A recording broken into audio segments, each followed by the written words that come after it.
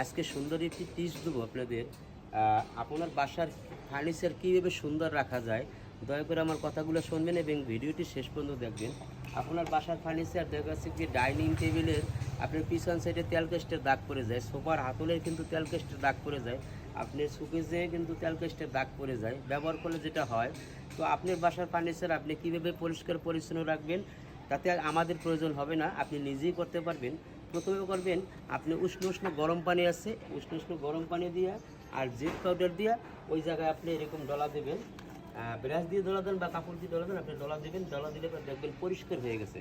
পরিষ্কার হওয়ার পরে কাঠটা শুকাবে, শুকানোর পরে আপনি কী করবেন, সেটা হলো আপনি হার্ডওয়্যারের দোকানে যাবেন। এবার হার্ডওয়্যার দোকান থেকে আপনি একটা মেডিসিন নেবেন, সেটার নাম হচ্ছে কি ক্লিয়ার বার্নিশ আর T6 থিনার, এই দুইটা জিনিস ব্যবহার করবেন। আপনি T6 থিনার আর আপনার হচ্ছে কি ক্লিয়ার বার্নিশ, আপনি T6 থিনারটা বেশি বাড়িতে নেবেন আর ক্লিয়ার বার্নিশ অল্প পরিমাণে নেবেন।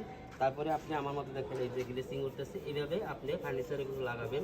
এভাবে লাগালে এরকম সুন্দর করে গ্লেসিং হয়ে যাবে, এইরকম লাগালে গ্লেসিং হয়ে যাবে। আমাদের এই কাজগুলো কিন্তু বিশেষ করে ইন্ডিয়ান মা বোন যারা আছে তারা কিন্তু তাদের ফার্নিচার নিজেরাই, আপনি 60% কিন্তু নিজেরাই পরিষ্কার পরিচ্ছন্ন রাখে। তো আমি বাংলাদেশের ভাই বোন বা আমার মা বোন যারা আছেন, আপনার বাসার ফার্নিচার সৌন্দর্য রাখার জন্য, পরিবেশটা সৌন্দর্য রাখার জন্য আপনি কিন্তু নিজেই করতে পারবেন। আপনি একবার ট্রাই করে দেখুন, আমার কথাটি মিলিয়ে নিন, দেখবেন আপনার বাসার ফার্নিচার অনেক সুন্দর থাকবে। এ পর্যন্ত সবাই ভালো থাকুন আর দয়া করে আমার পেজটিতে ফলো করুন এরকম সুন্দর সুন্দর ভিডিও দেখার জন্য। সবাইকে ধন্যবাদ।